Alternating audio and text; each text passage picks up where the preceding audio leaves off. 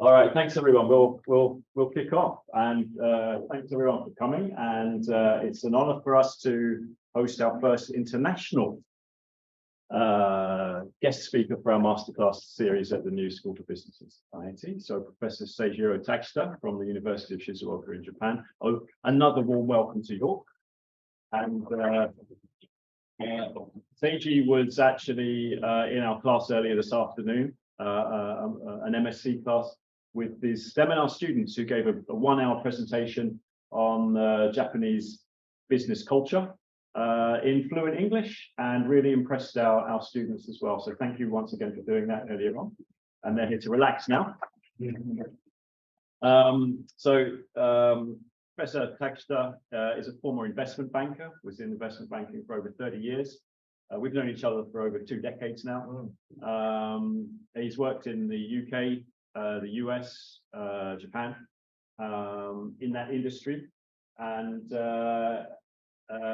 he speaks regularly on the BBC, CNN, Bloomberg, CNBC, you name it, on topics of corporate governance and the Japanese way of working, I'd probably say, broadly put. And we've got a very interesting topic, which we think's got implications for business and society.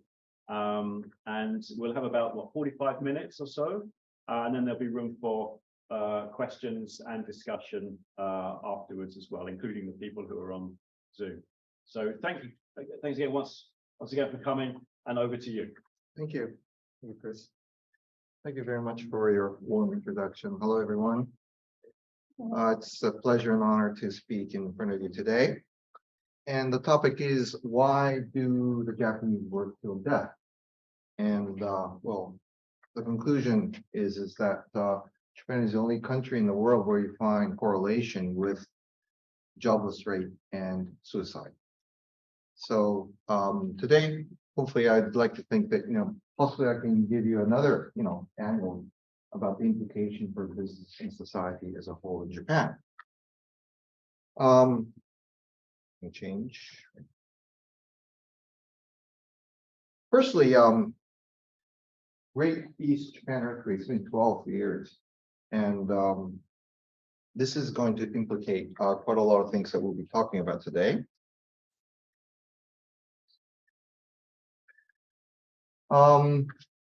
Thing is, when I was in Britain, actually, still, when this happened 12 years ago, people used to come up to me, be it the scholars, or be it the government people, or be it the, the bankers, whoever, or any guy in the pub, who was drinking with me. They used to come and ask the same question after this has happened. Very unfortunate, which actually killed, 17,000 people, and still about 3,000 missing. So, 20,000 people perished. And they will ask me a very similar question. That was, what's with you guys? What's with the Japanese? In a very positive sense, that is. Because there's been absolutely no riot, no stealing, no robbing, no crime, in spite of the humongous tragedy that you can I can't even imagine. And in spite of that, people were very well behaved, very well, I could say, in a very good manner. And well, you can see this because in most cases, what happens when you have earthquakes or natural disaster is, next one, please. This is what happens. This is what happened in Hurricane Katrina in the States. While natural disasters can highlight the best in people, it can also bring out the worst. Now in New Orleans and other places, looters are running free. NBC's Carl Quintanilla has that part of the story from New Orleans. Good morning to you, Carl. Good morning, Natalie. Even with all of our television lights set up here, 3 gentlemen just climbed into the broken window of this mini-mart here. Sunrise cannot come soon enough for the police. They've been patrolling the pitch-dark canyons of downtown all night long, trying to keep New Orleans from becoming a city of outlaws. It began in plain sight, residents trying to shatter windows and climb into stores. The looting broke wide open at this Walmart in New Orleans. Stolen goods filled entire truckloads. Inexplicably, in a town with no power and none in sight for weeks, armloads of TVs. Perhaps more useful in this crisis, fishing poles were also a hot commodity. Oh, I got me some shoes, a couple of things right here, trying to make sure we live. Even some police went shopping, but wouldn't talk to our cameras. I'm doing my job. Like the Saints say, you gotta have faith. This is our fate right here to get it. Gotta eat. Looting has long been a sad fact post-hurricanes. Also struck this casino in Biloxi, Mississippi, and the New Orleans Walgreens while the one-man band played on. Overnight, police in New Orleans enforced a dusk-to-dawn curfew, carrying automatic weapons, searching buildings, and arresting suspects, trying to protect businesses from a storm that has damaged everything in sight and turned many customers into the enemy. And early this morning, police say they are tired. They're only getting a couple hours of sleep at a time, and they likely have several more nights ahead of them.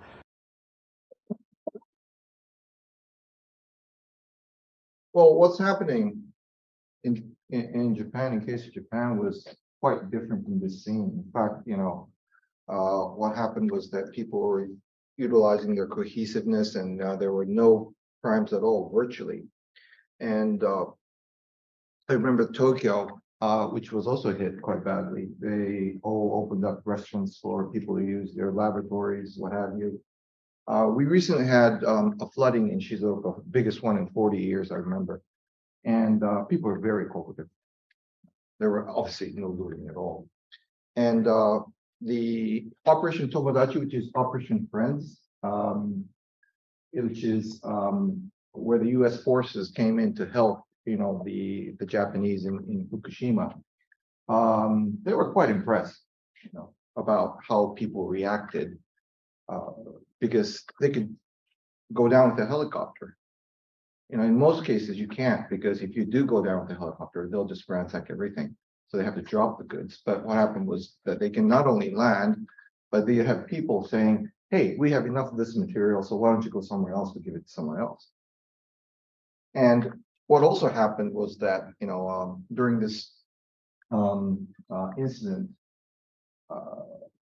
wealth worth 50 million pounds were returned. In other words, you have safe that comes to your shore and people, give it back. 20, million of that was cash. So it's a very honest, high, reliable society.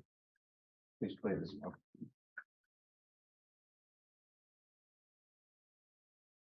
It was a unique opportunity to see the resiliency of the Japanese people and how quickly they were recovering and how we were able to kind of help facilitate that.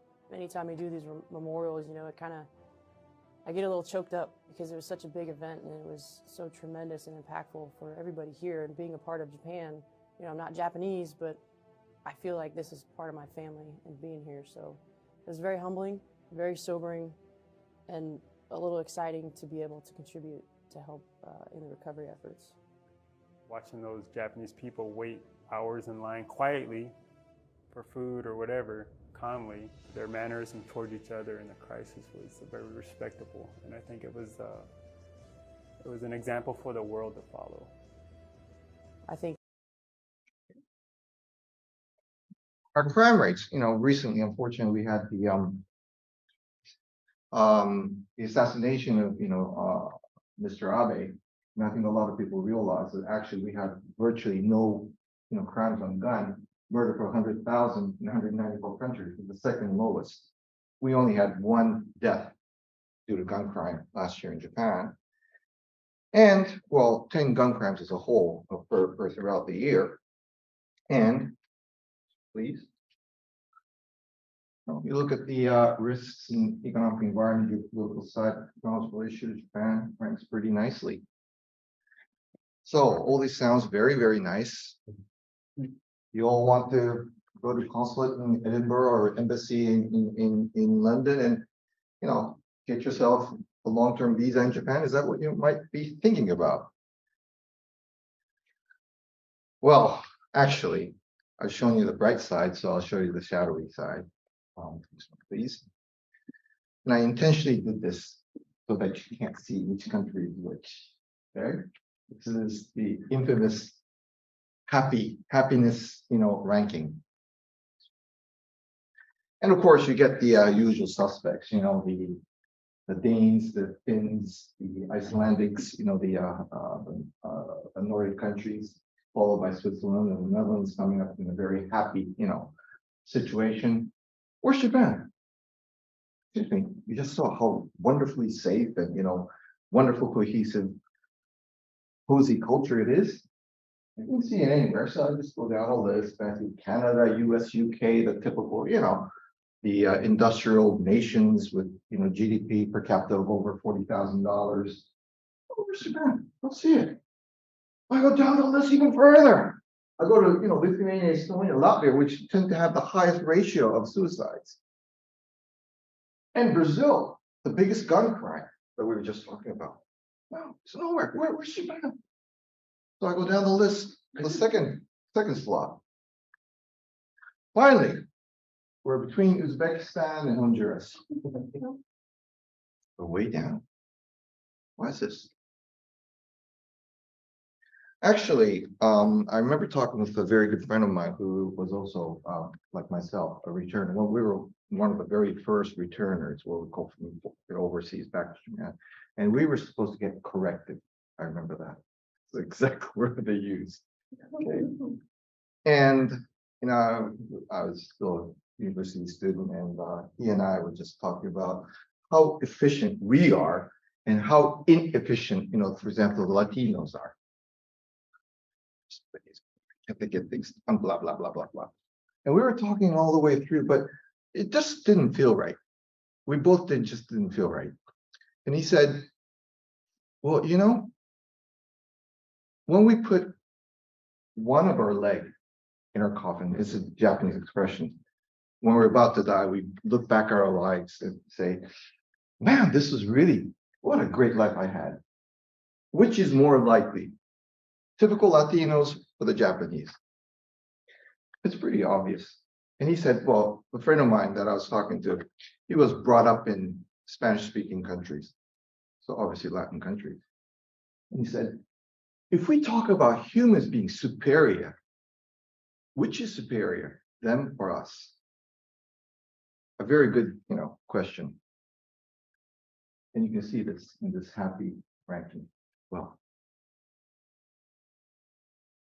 and talking about foreign returners class, we were being corrected the 3 years that we came back overseas. And I still remember that we had the final message at the end of the 9th grade.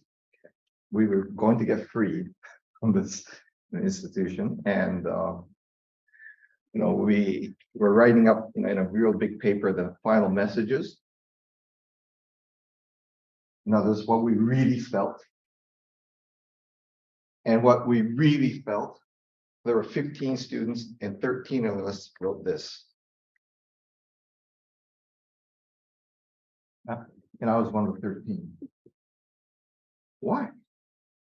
Safe, cozy, cohesive society where you don't find robbings, you don't find, looting in a situation like that. You help each other. Wonderful community. But we all wanted to go back. We're not masochists, by the way. So this is something that I'd like to just introduce to you. Because in the part 2 and part 3, I'd like to give you, well, the reasoning of why this is a case. And we'll go to why we work so hard. Now,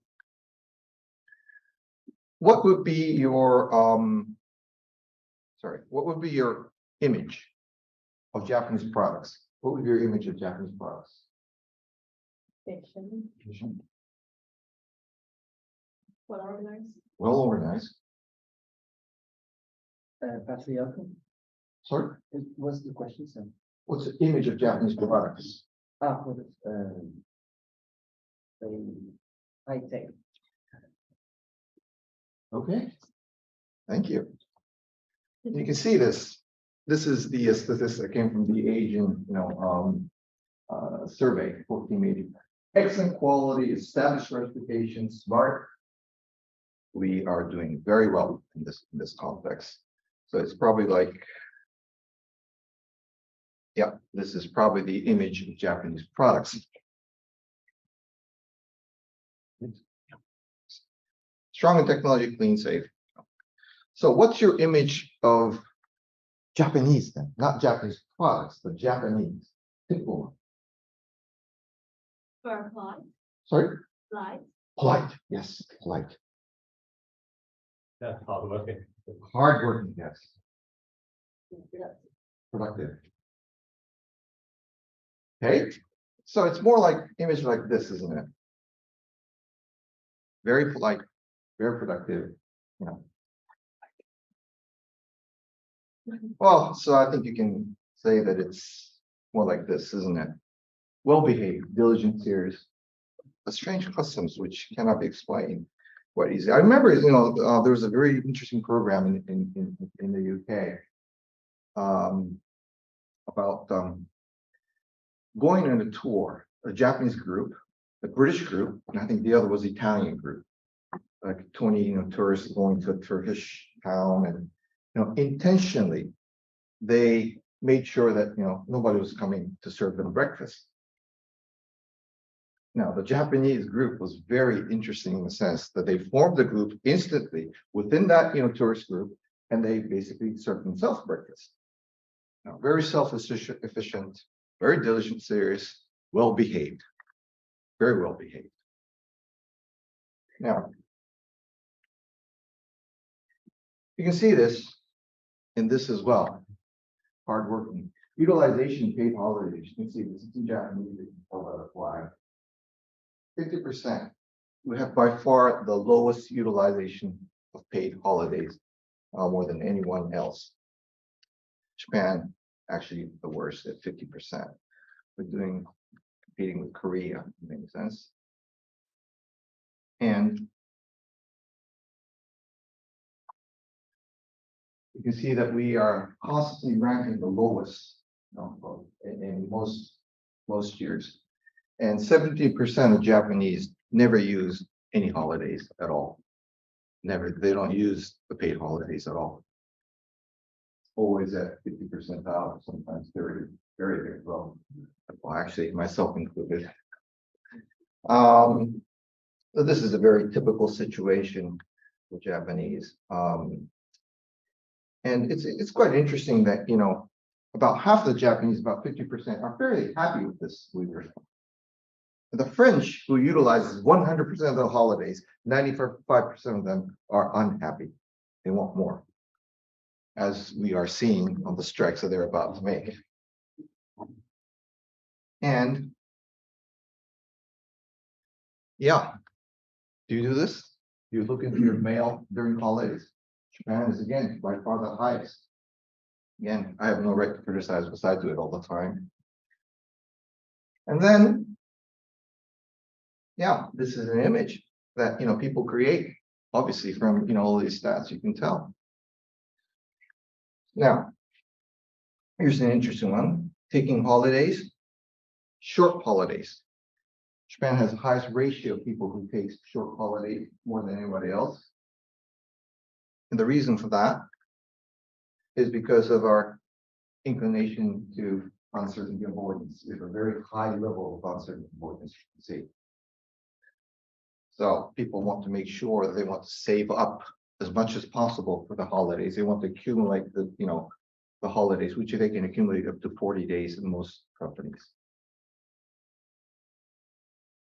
Now, you can see this in a lot of typical commercials, actually.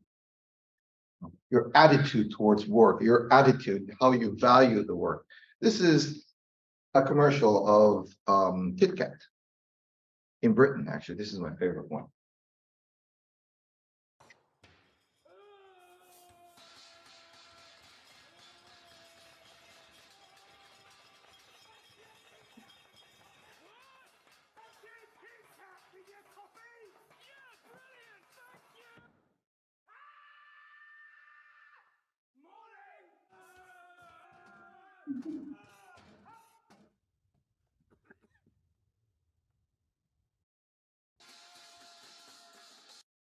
This is a typical British, I think, humor.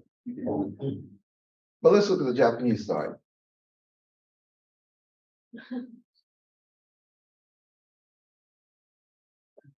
sorry. いいよ、あとやるから。大丈夫ですか？まだまだだな。まだまだっすね。大人だって甘えたい。大人らしく甘えたい。ハブはブレイク、ハブはキットカット。I got this, idea from actually Snickers as well. We can see a very clear difference between the CMs that are used in other countries versus Japan. It's always work related, work oriented.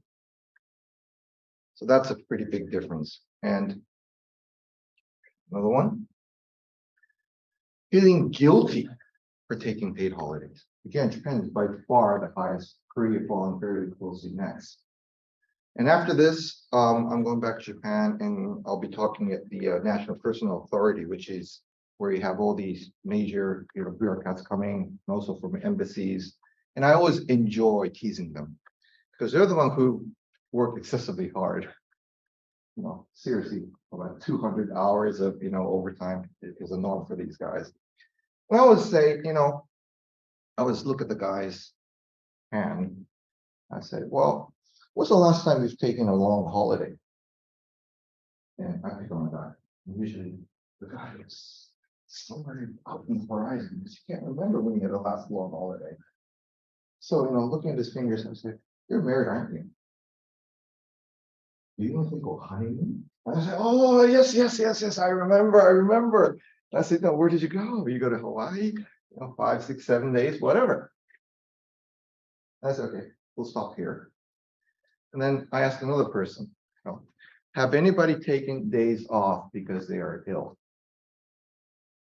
And by the way, usually you find people that's, raising their hand saying, I took 3 days off because I had flu or whatever. And I always ask this question because I know the answer. I always say, how did you take your holiday? I know you're all looking at me like this, but because I know that they didn't take sick leave, I know that they're taking it for paid holiday. They use paid holidays for their sick leave. Okay. And I always have a great time telling them that, like, I took 3 days off because I had a really horrible flu and I was blah blah blah blah blah. And I asked them, what kind of holiday did you take? They said, I took paid holidays, of course. And I said, so that's your definition of a holiday? And usually they're like, yep, wait a minute. And then I tell both of them, the gentleman, we had a honeymoon in Hawaii, and this lady who, had been on a sick leave. And I tell them, I'm a psychic. I can know exactly what both of you said the instant you came back to your office. After 1 week of holiday in Hawaii, 3 days of sick leave, and you took your own paid holiday leave. And you uttered exactly the same word when you came back into your office. It's sumimasen, isn't it? And they're like, yeah. It means I am sorry. You apologize for taking once in your lifetime honeymoon. You apologize for having a flu and taking paid holiday for that. Right? Why? Because when they apologize, it means I am sorry for having inconvenienced you because I wasn't there. I.e., you must have done a bit of extra work for me because I wasn't there. So I beg for forgiveness because I may have intruded the tightness of a coalition within our group. So that is how things are. That is almost I should say, a very similar situation that I find. And I also know that, the guy who went to honeymoon, he's not going to say, your colleagues go for a holiday. And you ask them, hey, how was your holiday, Chris? I'll say, I had a really great time, right? You don't do that. when somebody says, "Did you have a great time in Hawaii?" You're supposed to say, "Yeah, well, it was really crowded and God, sorry, and you don't go around saying, "Hey, look at this! It's a Waikiki tan, guys. It's not your city pool tan, for God's sake." You buy these little, biscuits, macadamia nuts, and you make sure that the first thing you do is you apologize. You give it to your colleagues. That's what you're supposed to do. Now, it's interesting because I know that the British are very much like the Japanese in many sense, because there's some sociologist, her last name was Fox, who analyzes the British nature versus the Europeans. And I remember reading her book, there's always, when she talks about British being so different from the continent, there's this small asterisk saying, except the Japanese. So there could be a lot of, islanded mentality there as well, but it's quite different from Britain, I'm sure. Quite different. So why does these things happen? Why this excessive, some people might consider it emasculating. Well, it's because we emphasize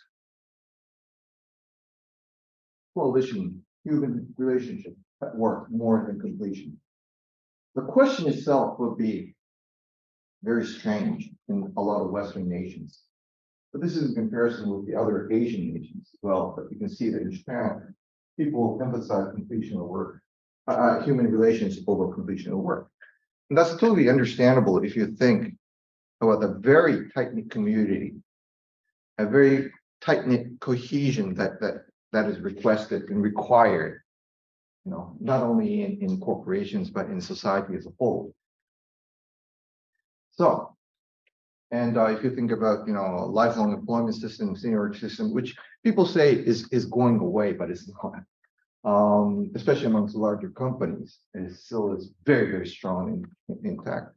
So if you're going to stay in your company for the rest of your life until your retirement, of course, coordination and cooperation with your coworker is more important than getting the job done, especially under seniority system. It's not meritocracy, meaning that how well you coordinate with the group member is very, very important. I started my career as an analyst more than 30 years ago. No, 40 years ago. And I remember, when I find somebody who's, this guy is really good because he's top down, he can alter things, he can really change things. That person never becomes a CEO. Because he wants to cut and he wants to basically change things. No, you don't want that. You want coordination. That's a type of leader that tends to take place in a lot of these types of places. And the government, always coming up with things like, Premium Friday, which is like, okay, you guys really are working too much, so take your holidays, after 3 p.m. On Friday. And that is so.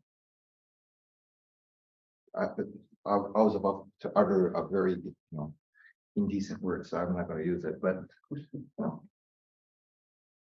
again, like in the end of the month on Friday in a bank in Japan.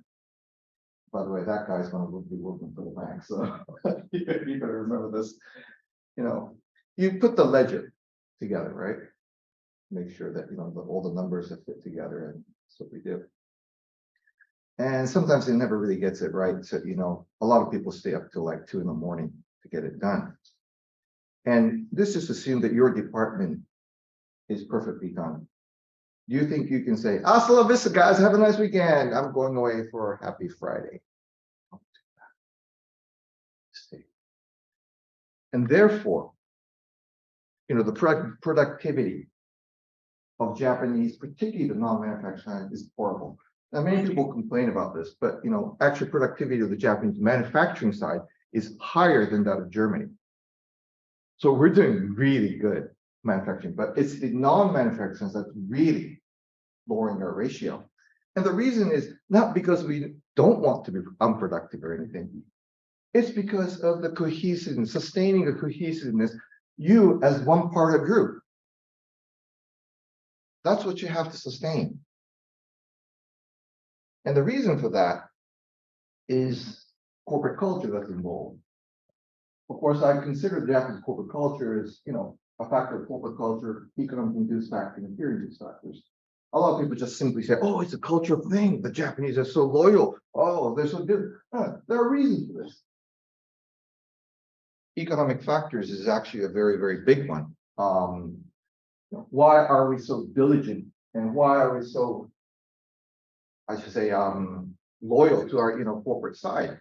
The answer is because there is an unwritten rule that you don't fire people in Japan. It's always a last resort. And people who do that, like I said, who are like to cut and, change and renovate things, will never be the CEO because they're considered to be an outsider in many sense if you do that. And that's one of the reasons why you find the loyalty, because you know that you're not going to get fired. That's the last resort. In most cases in Japan, first thing that go is a salary, or I should say the bonus of the top strategic management. And firing is usually the last, very final resource, because you as a leader will not be respected if you take the American type of governance, which is firing people to cut costs. That doesn't happen. But today's focal point is this one, fear factor, the Mura concept, the village concept, which my students have presented today. It's a fear factor that's related. And why fear? Because these core cultures and economic factors, as you said, are very much correlated because, well, sorry. Next one, please. Like I say, the Japanese companies tend to cut in the deficit, whereas obviously in the American type of profit maximization, right, they lay off people to cut costs. And this is a typical, I say, methodology of the Japanese management that takes place, where growth and perpetuity is the most important thing. And that's understandable if you look at from the fact that it's lifelong employment system and seniority system as a whole. Now, going back to the corporate culture side, like I say, it's economic and cultural side that are there, which is forming the structural side in many sense. But in it, there is a fear factor. And this fear factor, I will explain to you,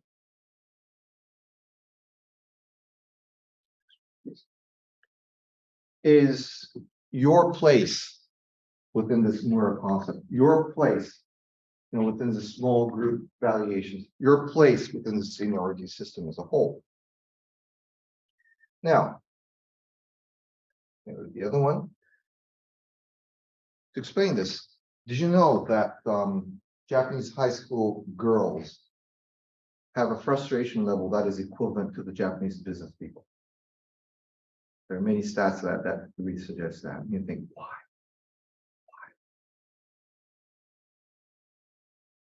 And the reason why, the thing that Japanese CEOs fear the most, and also, what the high school girls fear the most is exactly the same. It's this one.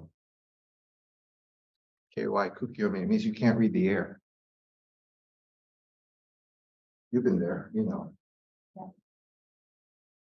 It means you can't read the air. It means you can't really contemplate. You can't really join us. You can't really coordinate with us.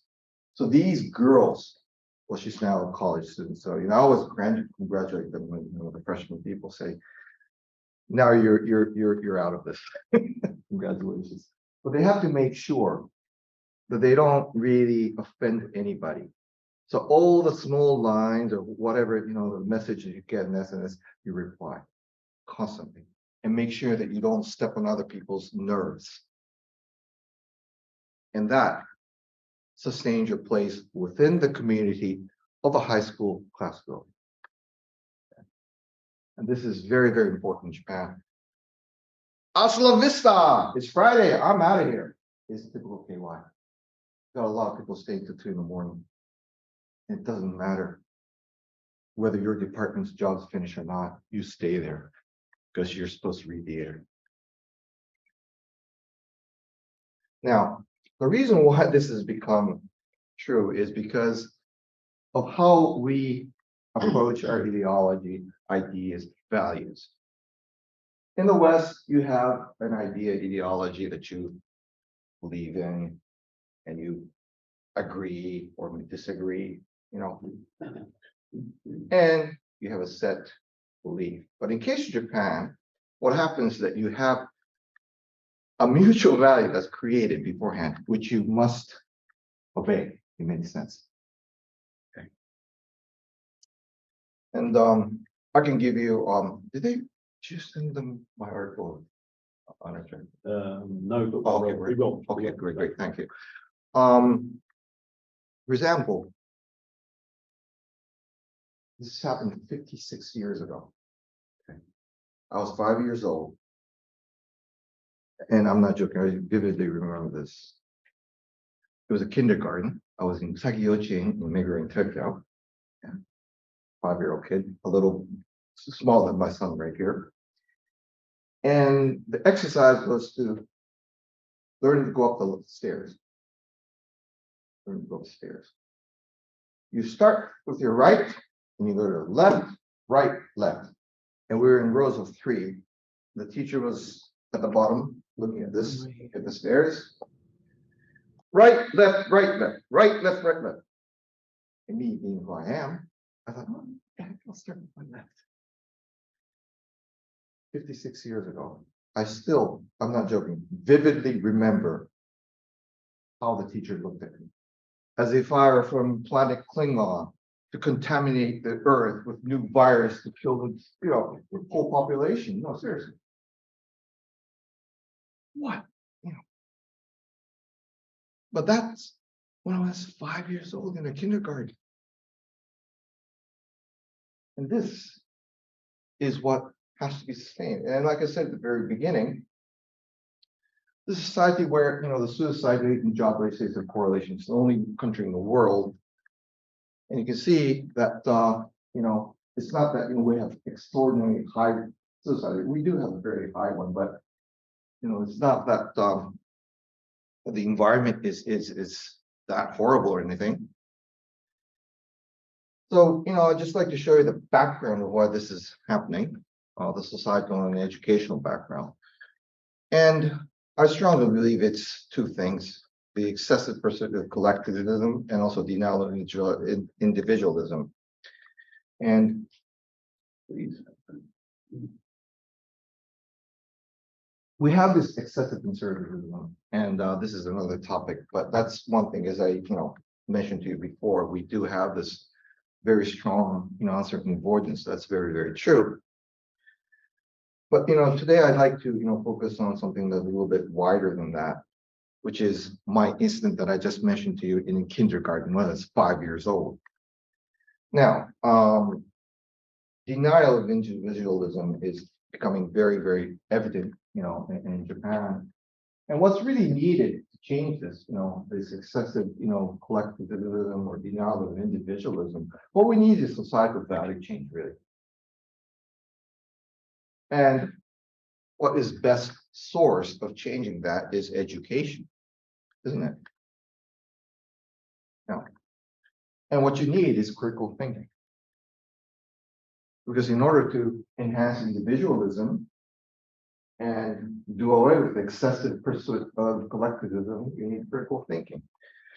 Well, one of the problems that we have here is, again, you know, you're able to see the core issues.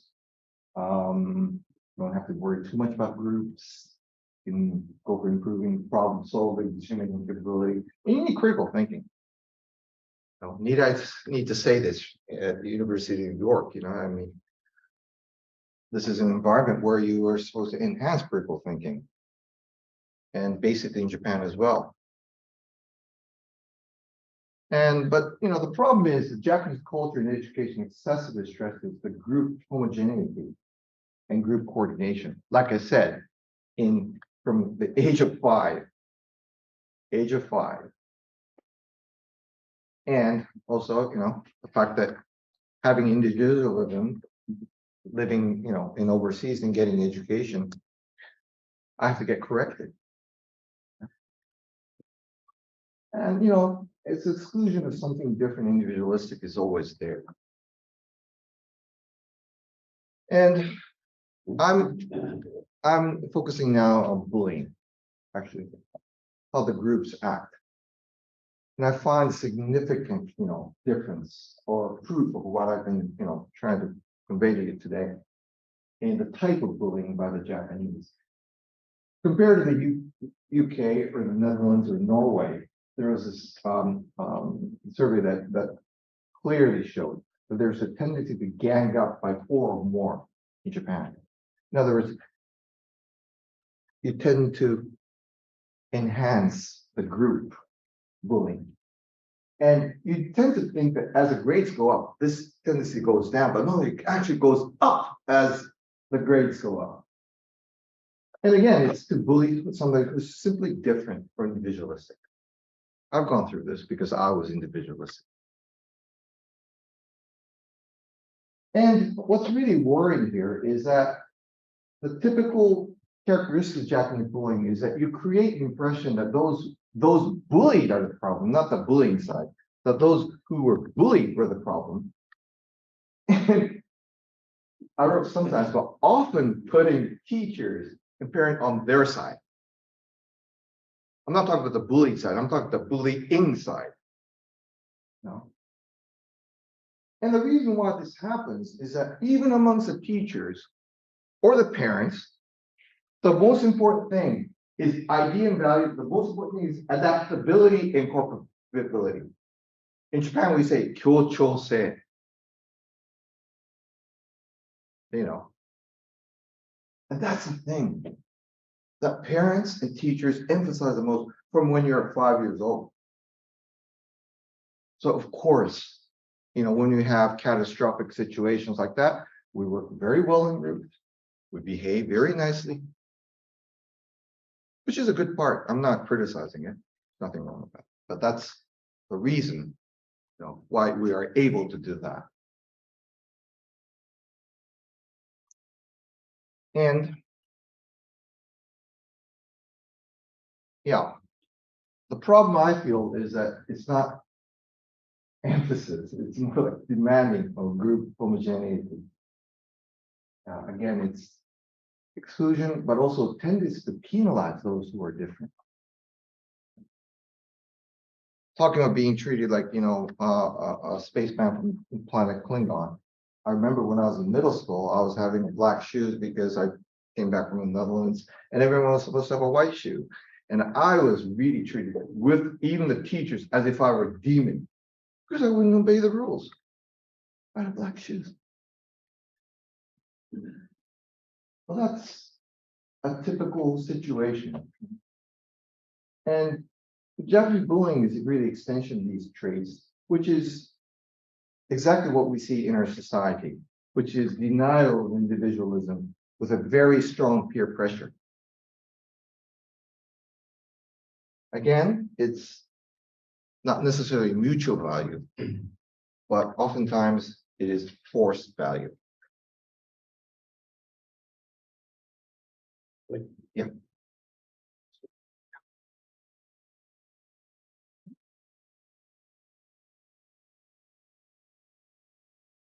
Behind me somewhere. Oops. Yeah. In Japan, a survey earlier this year by the Ministry of Internal Affairs and Communications showed that some schools chose not to recognize cases of bullying, but saw them as mere squabbles between students. Our Northeast Asia correspondent Wei Du was in Japan to find out more, and here's her report. Japanese children are famously well-behaved, with the idea of social harmony drilled into them from a young age. Their good manners never cease to amaze. Few would expect rampant bullying among them, but according to a 3-year study by the Education Ministry, only a quarter of Japanese school children haven't been bullied, and even fewer haven't done it to others. Most of the time it isn't severe, but victims have sometimes tried to take their own lives. Toa Morita was a national karate champion, but still he was picked on. After getting kicked out of a chat group for a school football club, things went downhill fast. お前は嫌われてるとか、なんだっけな。あ、死ねとか、そういうこと言われて。Toa's mother says it was sheer luck that she woke up at the middle of the night to find her son lying in a pool of blood. いつでもこう危機感がある状態なので、もう私の目の前にあの子がいるときしか安心はできない。She's been trying to hold the school accountable, but after a year and a half, still to no avail. Bullying in Japan is rarely physical, but that doesn't make it any easier on the victims. The teasing and isolation can be relentless and often involving the entire class, sometimes led by the teacher. Mikamori's son Keisuke hanged himself at 13 after a popular teacher singled him out in class and called him a bad strawberry, the local equivalent of a bad apple.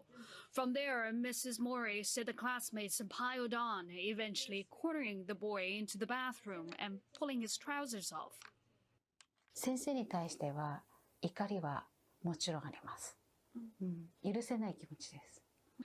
Mitsuru Taki, a researcher in the Ministry of Education, says most teachers in Japan don't encourage bullying, but the deep-rooted conformist culture means they often don't see what's going wrong.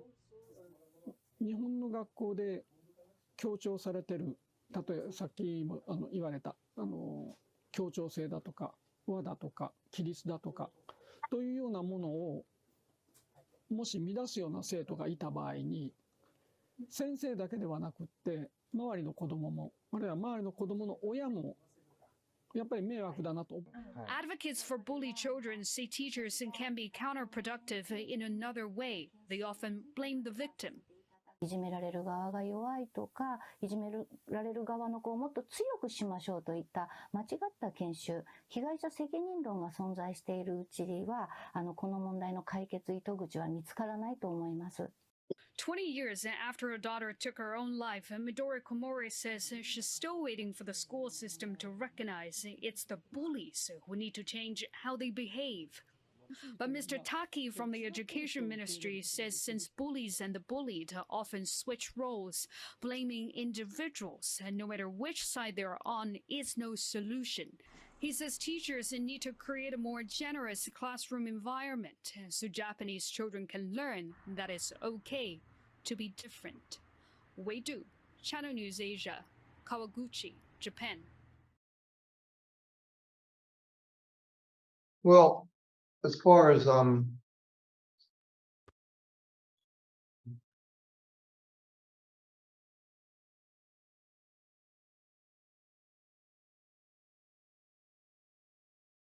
thank you. Yeah. You see the critical thinking, this is Japanese, but we're the lowest by far, and by far. We're at this level. And please. If you think of the giving subjects that need critical thinking and enhance critical thinking, this is where we rank. This is a reversal. This is the shadow side of how well we do under catastrophic crisis. Where we're very well organized, we help each other, blah, blah, blah, which is great. The shadow side of this is this. Or I should say the reason, more like. Again, what's needed is education, but as you can just see right now, it's very difficult to change the societal value that we just cling on to and we emphasize, and also is a source of our strength as well. And again, this is a very, very serious issue because they're the one who's supposed to make the transitional change. Well, that's not happening. And unfortunately, I think what's really lacking on many of these teachers and parents and also opinion leaders is, again, this is what I use for the top management, which often fails to make, a decisive move. But they really lack in this context. It's about time we get out of the shell to a certain degree, particularly considering the fact that our per capita GDP is well over $40,000, so we're fairly wealthy, and the fact that we're hitting a lot of limitations in our process innovation side. We should be looking at product innovation, which means that individualism is going to be very important from here onwards. So these are things that has to change. But as you probably feel right now, it is, as we say in Japan, mountains move. I've seen mountains move before. Yeah. Especially in Japan after World War II, mountain did move. It was a community and people that really made the miraculous recovery, which is unprecedented in the level of history itself. From literally rubbles into at one point second largest economy in the world. So it's not that we can't do it, but certainly I think a lot of needs to change. And I think this is one aspect which I think people tend to ignore. They just see the Japanese as being blindfoldedly loyal and diligent. That's not the case. There's a lot of economic and, as I just explained to you, the cultural fear factor that's involved. So that is my point for the day. Thank you for your patience.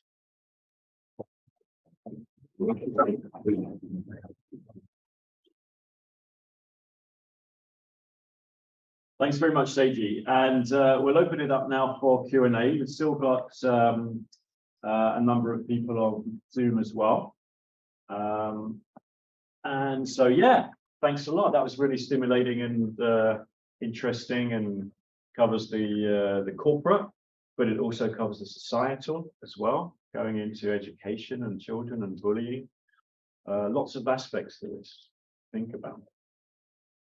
So questions and comments. Let's start with Andrew. Welcome back, Andrew, by the way. Where did the culture come from? Where did the culture of activism? There are several, the much believed idea is because we're based not on the hunting society, but because we conform the society of rice paddles and making, which in my opinion is a total wrong analysis, because hey, the Chinese are like that, the Vietnamese are like that as well, but they're totally different from the cultural aspect from the Japanese. A lot of these excessive inclination toward collecting this probably comes from what we saw earlier in Hofstede's analysis, which is excessive conservatism in many sense. And in order to sustain the excessive conservatism within that community, you need to basically show discipline within the group, especially in the small groups. So I think that's where it came from, which led to a very good productivity, especially in process innovation in a small size group. So it has succeeded and it has worked well. And it's also, a land with 120 million people in a very, very small patch of land, which is all the same size as the Netherlands as far as livable parts is concerned, because most of them are 90% of Japan's amount. So maybe also claim that it's possible due to the fact that we physically have a very much of a crowded place, meaning that you have to always coordinate and cooperate. I don't know if that the latter is really proven, statistically or academically. I'm not sure, but that's also another theory that people talk about a lot. We'll come to you. We had a hand here first. Hello. Yes, thank you for your talk. It's very interesting because I'm quite interested in Japan as well. In fact, I'm learning Japanese, although I'm not very fluent. No, it's fine. I can speak. And also, I've been interested in culture as well. So it's a very interesting analysis. And so I want to ask do you think that things are changing right now, or is it still relatively the same as a few years ago? It's changing, but in fact, I think that this same question was asked by the students earlier in Chris's class earlier. It's changing, and people know we have to change because we've done a very good job in running from rags to riches, which is fine. But we're hitting the limitation, we're hitting the ceiling. But the problem with the Japanese system as a whole, particularly on the corporate side, is that people who are benefiting from the current system, the methodology, who are reaping the benefit, why do you want to make the change? All these years, especially like, if you think simply from the lifelong employment seniority system, you were being underpaid all these years and come to a point where you're about to reap the benefit of the whole system. And why do you want to make that change? That, in my opinion, is the biggest problem that Japan faces on the corporate side. Because people who should be making transitional changes, they know, but they don't want to do that. They want to stick the vested interest involved because what's in it for you? That's a big problem that we've got right now. So, yeah, we know that we have to change, but we're not really making the transition change because there's no incentive for the top managers. That these guys know, and these guys probably want to make that change, but they're not the ones who have the autonomy to make it. That's a bit of a problem that we're seeing, I think, especially amongst traditional large Japanese. Yeah, in the start you said you got corrected after being 3 years overseas, and I'm just wondering exactly what got corrected when you got back. That's a good point. Because yes, I remain to be individualistic, but I had to coordinate. I had to basically blend in. I had to constantly make sure that I'm not individualistic. I am always at least pretending to be cooperative, and I read the air. Like I don't ask embarrassing questions, even to the teachers. I spoke better English than the English teachers, of course, but I don't embarrass them. And that's a manner, I should say. But even when they say something that might have been wrong, in often cases in Japanese society, you're supposed to keep your mouth shut, especially to your bosses. Like in this meeting, you have your meeting, and if boss says something, it's very wrong in Japan to confront that. We have our methodology. In fact, they were presenting this as well. But we have a thing called nomication, which is, nomi is drinking, and cation is communication. After 5, you go out, or 7 or 8, you go out to drink. And that's when you're supposed to confront your boss, not in front of everybody. Okay. That's a methodology. It's kind of these traits that many people might want to say is out of respect, but it's a very much of a. I know the Chinese culture is also like that as well, but it's also very much of a face-saving society in many sense. And their argument is that smoothens the operations as a whole. They might be right. And in field of process innovation or wanting to basically create better products, get a better yield on your line of production. That's true. But is that the good methodology if you want to innovate something new? No. So sorry, I maybe not be answering your question, but in my case, yeah, I had to pretend to blend in. We all did. And yeah, I couldn't really open up till I got into university, actually. I was fortunate to start playing rugby when I was in high school, so I didn't care about anything else. So that was fine. But I know that a lot of foreign returners really cannot cope with the returning back to Japan. It's a very tough thing. Mr. Dunby. I just wondered, obviously, when we talk about Hofstede in terms of individualism and collectivism, from my understanding, Britain is quite an individualistic country. Yeah. And I just wondered how we deal with conflict, perhaps across borders. So, for example, if I was to come to work for an organisation in Japan, and my cultural differences perhaps would clash with your cultural differences, but yet if you can seen as being fired, how would you deal with that cultural clash, and how would you deal with the conflict across borders with staff? Firstly, in case of Japan, you're forgiven because you're a foreigner. You look as a foreigner, and you are a foreigner. So you're forgiven because people will instantly know, oh, they have different total psyche, they have different total values, they have a different total approach, and you might be confronting somebody, but it's fine.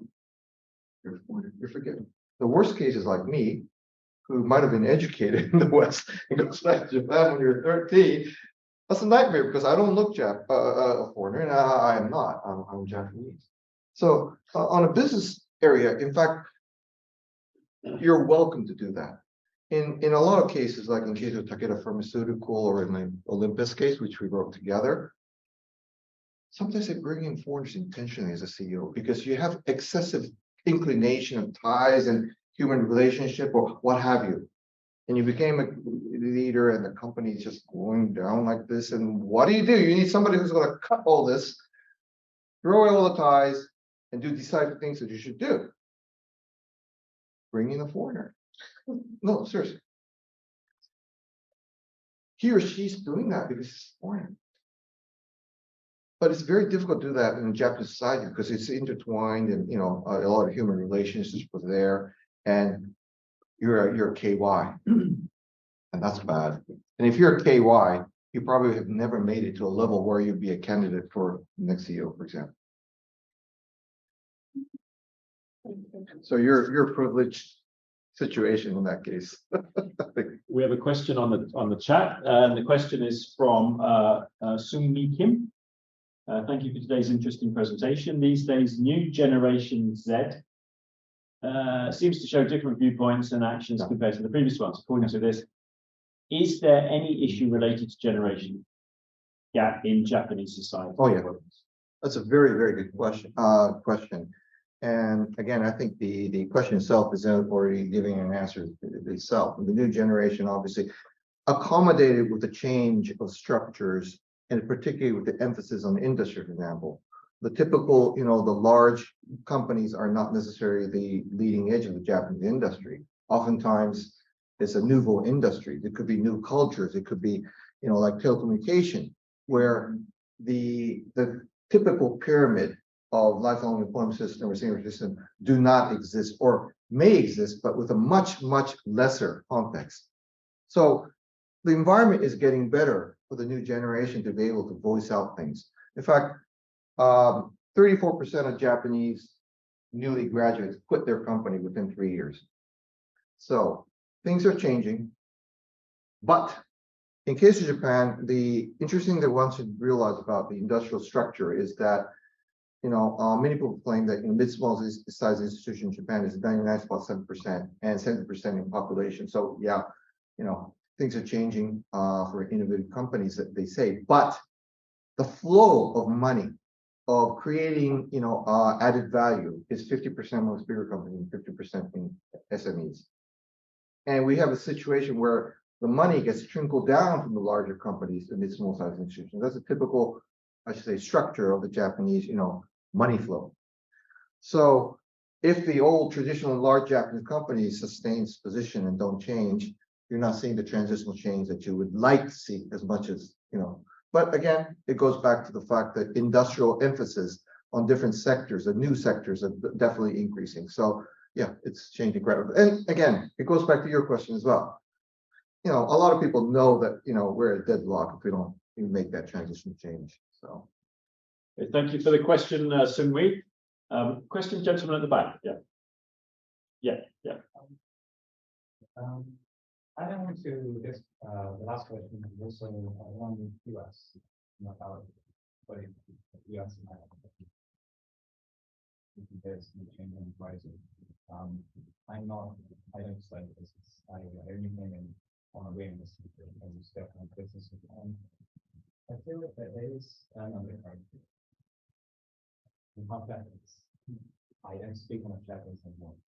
The long answer, like a little bit, is very Japanese.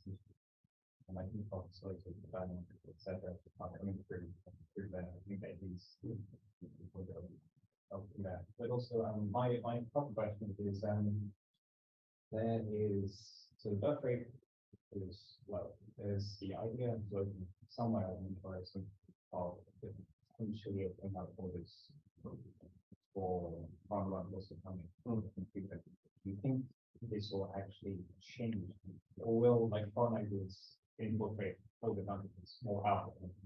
This is one of the topics that I present to our prefecture a lot. because with our birth rates hitting 1.3, and also our senior citizens, having a very high ratio, highest amongst an OECD nation in the next 5 years or so, clearly tells you that we need to open up our immigration policy. But I always say this, but that's the economic side. But unfortunately, it goes back to what we presented today. The societal mind of opening up isn't really there, or creating social infrastructure to welcome these people aren't there. And in fact, when the Japanese government closed down the borders on back of nationality because of coronavirus, and I didn't know that coronaviruses pounce on people depending on nationality. Sorry, I'm being sarcastic, but that's what I said in the Japanese press. Because I was getting from Western press about questioning, why are you guys doing this unscientific separation? But did you know that it wasn't reported at all in Japan? And Mr. Kishida, he didn't get any criticism, which tells me that still the societal mind of, I should say, inheriting the immigrants, for example, is still very immature. Still very immature. And that really has to change. So when we are maybe pushed to the corner of having to do it, then we might have, things may change, but it's happening a lot slower than it should. And recognition, awareness of they understand the problem. It's funny, but they understand the problem. It's funny that they understand the problem, but they're not really trying to tackle the problem at all, in my opinion. So it's not as happening as it should, in my opinion, as far as immigration is. Thank you. Fabian. Yeah. I wondered if, Japan is known as a very patriarchal society, and I wondered if the change could not come from women, saying that the position in society in Japan. I'd like to hear your view. Well, it's changing, and I've been tackling that, or at least looking at that problem before this, womanomics came in by Mr. Abe. But it goes back again to what I presented today. A lot of societal value is also being a block. It's not our method to really import quotas like in case of Norway. It's not how we do things, as you can imagine. But surprisingly, I remember, when I was working for an investment bank, and I asked the female analysts, who are your biggest enemies? And this will surprise you, but a lot of them said women. They often told me that, full-time workers are fine because they're working their guts out, they're having a very hard time. Housewives are also fine because they want to be a housewife, fine. But it's part-timers that are the worst because they're jealous of women who are working and also, doing the house chores as well.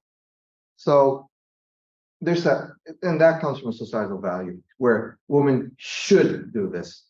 It's not only men, but it's women as well. The society is saying women should do this. And you're not a good mother if you're not doing this. Is a kind of value that still persists very strongly in Japan. But of course, it's very much is still a male society where the should is still very, very persistent. But that's changing very rapidly.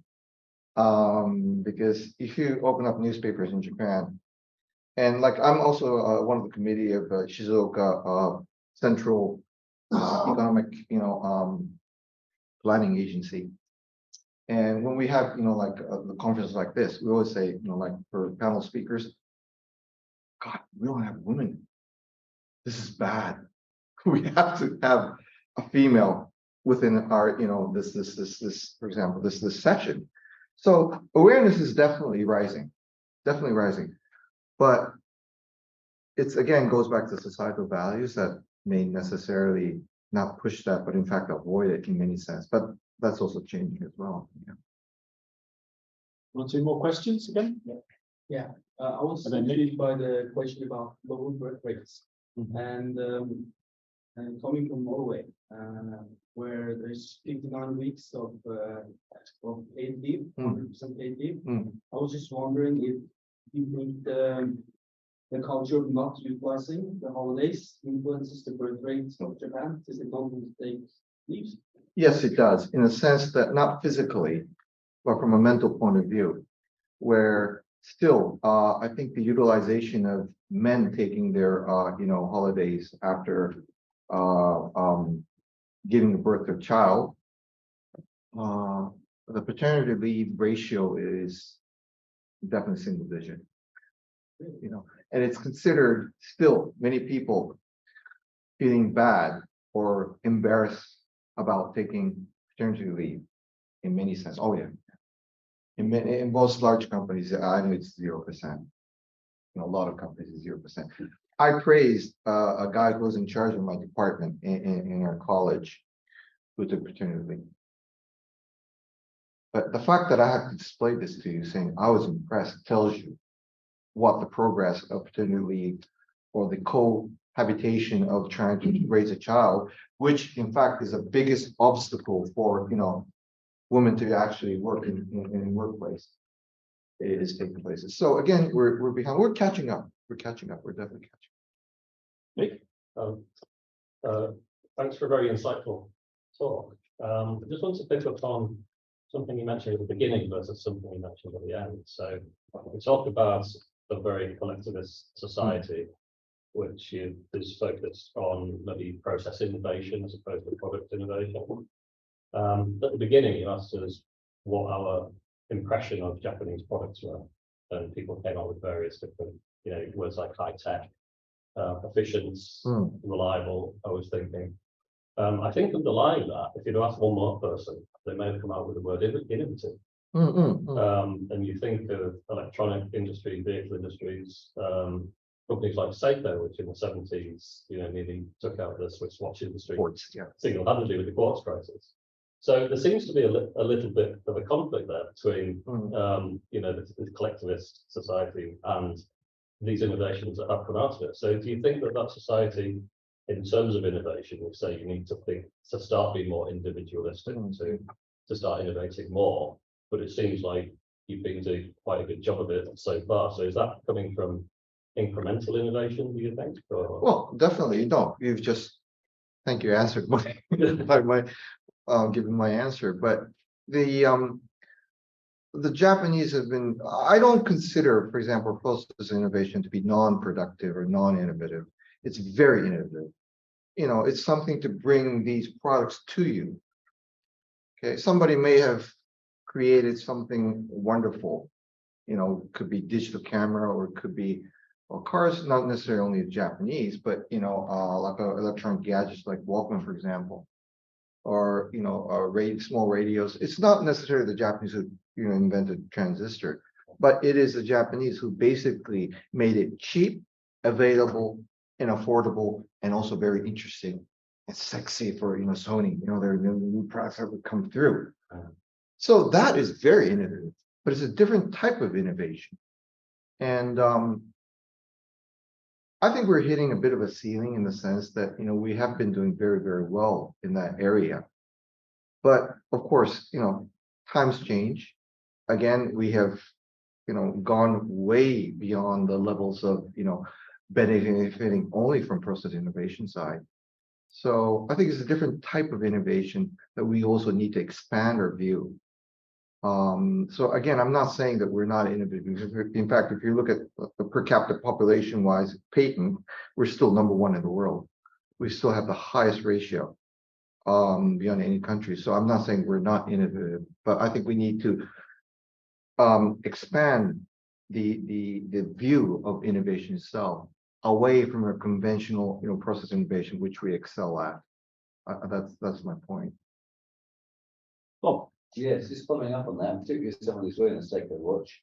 I was thinking about it earlier. Is that you talk about the lack of critical thinking, like individualistic. You kind of linking that to a lack of individualism. But is there some kind of collective critical thinking that goes on, which is linked to this kind of consensus approach and yeah, to decision making, those kind of things. Well, thank you. That's a very good question, I think, because what I used to do was when I was in the investment banking side, I used to take a lot of people to see the actual factory works, not where they companies show you, well, this is what we do. No, no, no, no.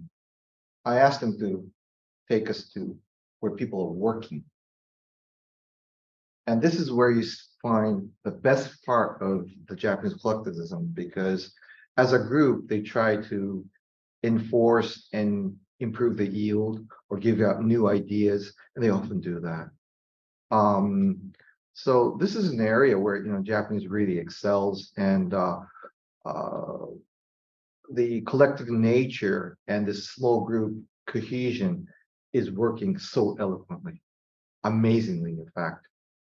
And again, it goes back to the hasta la vista story I was talking about. But when you have like 6 people in a small group trying to solve a problem, everybody's involved, and you really become like a team member of really closely tight-knit group in sports, almost like.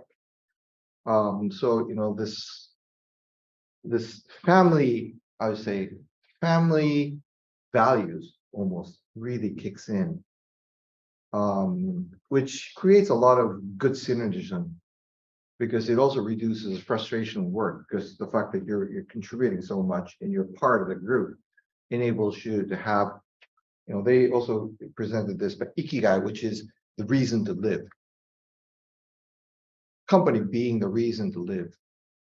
And if you're considered to be a valuable part of the member who can read the air, that's also a very good innovative, cause of good innovation. Am I answering your question? No, absolutely. And I was going to think it's part of, that's what we were trying to borrow, wasn't it, back in the kind of 80s, 90s, like total equality, Kaizen, the rest of the world was trying to, that's the we were trying to J theory. They're going to do level innovation. So yeah, they're interesting, yeah. Andrew, one more question. If I understand it, the Japanese political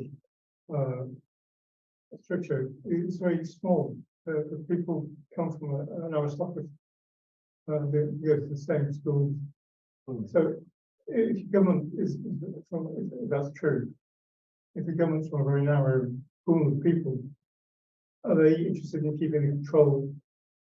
Is that big influence? Well, that's a good question, because one of the things that Japan was misunderstood or misread in many sense is that it's not the politicians that's putting on the show; it's the bureaucrats in Japan. And but that has been altered a little bit by Mr. Abe, who brought back the forces of administrative issues back to the politicians to a certain degree.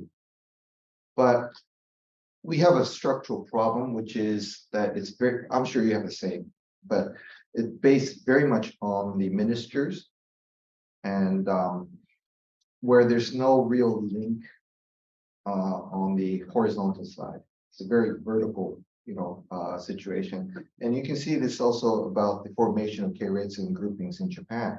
Although it says lessened, but compared to the West, we still have a very strong vertical ties within the group. And that's also happening, in the Japanese bureaucratic system on the bureaucracy side. But yeah.